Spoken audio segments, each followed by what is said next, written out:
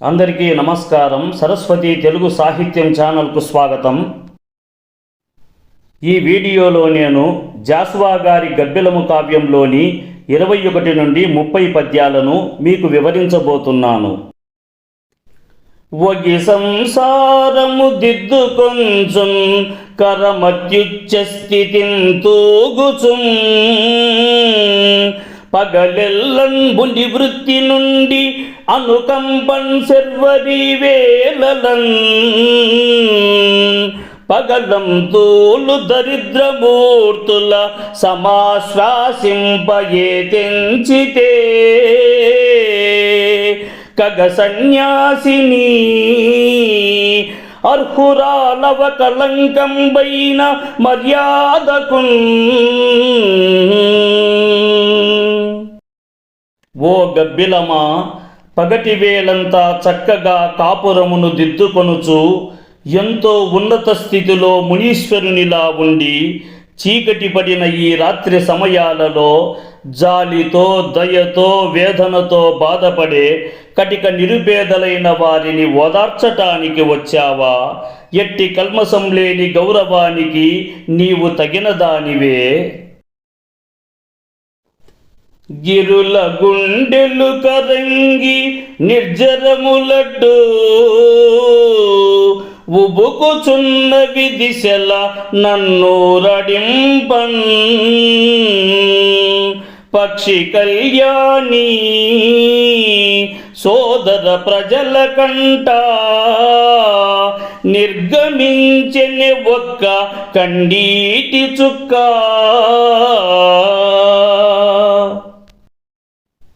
ఓ శుభకరమైన పక్షి, నన్ను ఓదార్చి ఉపశమింపచేయుటకై ఆ పర్వతముల యొక్క గుండెలు కరిగిపోయి సెలయేర్లై పొంగి పొర్లుతూ అన్ని దిక్కుల వైపు పరుగులెత్తుతున్నాయి.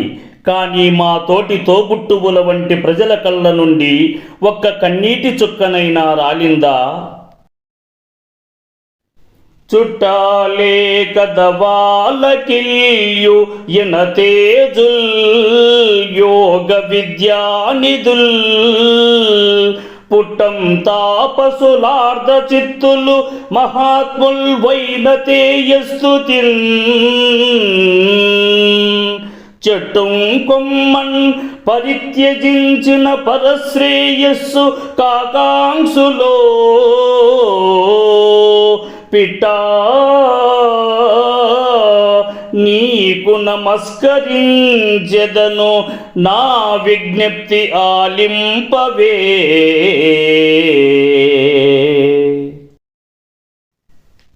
సూర్యుని తేజస్సు వంటి కాంతి కలిగిన వారు, యోగ విద్య అనే సంపత్తిని కలవారు, పుట్టుకతోనే తపస్సు చేసేవారు, కరుణగల గుండెలు కలవారు, గొప్పవారు అయిన వాలకిల్యులు మీ బంధువులే కదా. వారు వైనతేయుడైన అనగా వినత కుమారుడైన పక్షిరాజైన గరుత్మంతుని ప్రార్థనను గౌరవించి తాము తపస్సు చేసుకునేటటువంటివైన ఆ చెట్టు కొమ్మలను వదిలిపెట్టి వెళ్ళిపోయారు. వారి చుట్టానివైన నీవు నా యొక్క మనవిని ఆలకిస్తావు కదా. ఇక్కడ వాలకిల్యులు అనగా క్రతువు అనే ఋషికి అతని భార్య సన్నతికి జన్మించిన వారు. వీరు అంగుష్ట ప్రమాణ దేహం కలవారు, తల్ల క్రిందుగా ఉండి తపస్సును చేస్తారు. వీరు బొటనవేలిలో సగభాగం పరిమాణంలో ఉన్నప్పటికీ సూర్య తేజస్సు కలవారు. ఈ ప్రశాంత రాత్రి ఎల్లలోకంబును బుజ్జగించి నిద్రన్ పుచ్చుకొనియే ఔషధంబులేని అస్పృశ్యతా జాడ్యా మందభాగ్యునన్ను మరచిపోయే.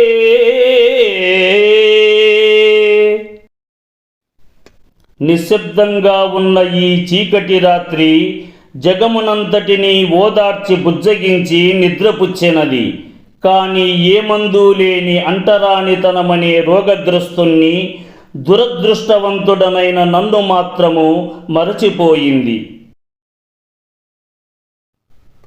కర్మ సిద్ధాంతమున నోరు కట్టివేసి స్వార్థలోలురు నా భుక్తి అనుభవింత్రు కర్మమననేమో దానికి కక్షయేమో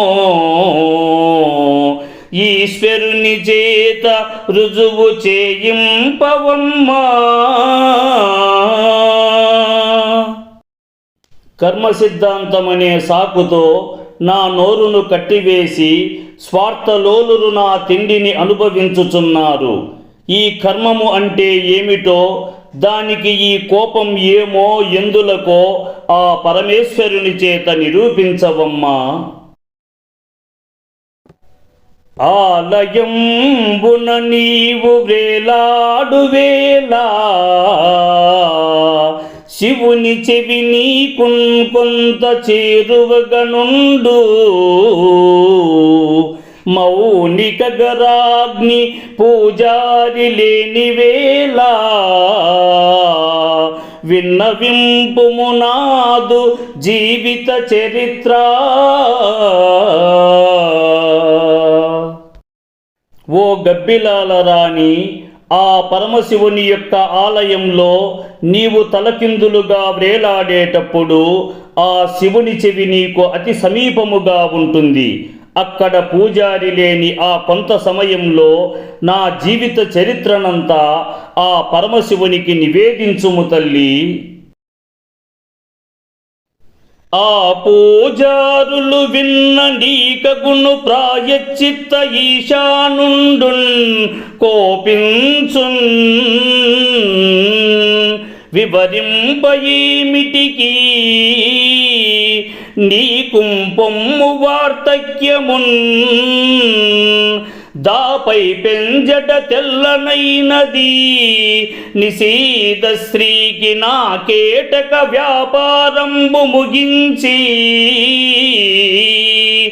నీ పొరుగు గూబల్ గూండ్లకున్ పోయెడిన్.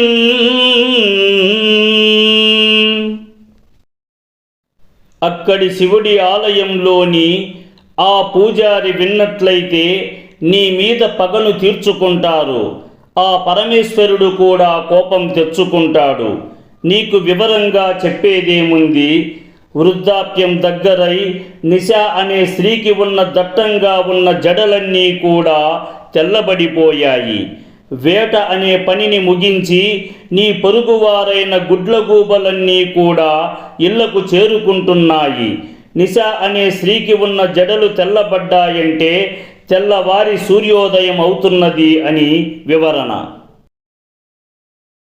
పసమించు నీ గరుతులా విసరి శ్రమం బడసి నన్ను ప్రేమించిన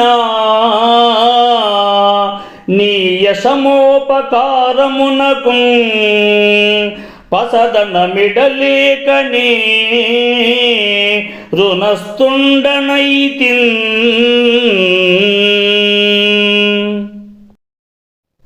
సామర్థ్యభరితమైన నీ శక్తిమంతమైన నీ రెక్కలను విసరి అలసటను పోగొట్టి నన్ను ప్రేమించినటువంటి నీ అసమాన సాటిలేని సాయానికి తిరిగి నేను ఎటువంటి బహుమానమును ఇవ్వలేని కారణము చేతనే నేను నీకు రుణగ్రస్తుడినయ్యాను. నీ నమస్కారముల నిక్కి నిక్కి నడువన్ పక్షిని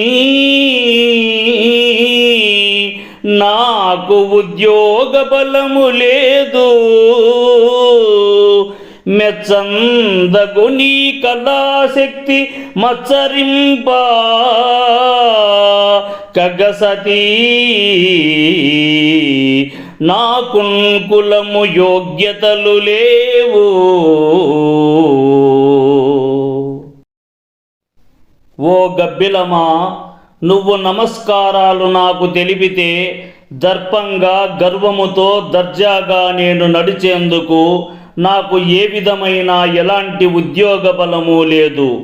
పొగడదగు నీ కళా సామర్థ్యంతో పోటీ పడడానికి నాకు కులము గాని అర్హతలు గాని లేవు కదమ్మా.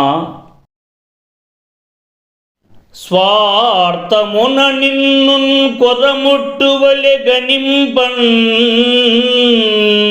కడుపు నిండిన భాగ్యవంతుండను కాను.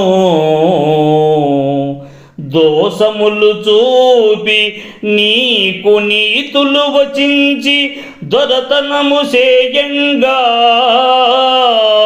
మతస్థుండను కాను.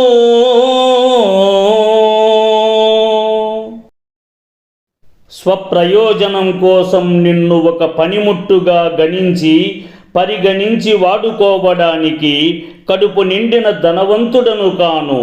నీలోని తప్పులు చూపించి నీకు మంచి బుద్ధులు చెప్పి ఒక దొరవలే దర్జాగా పెత్తనం చెలాయించడానికి మతస్థుడిని కాను కదమ్మా.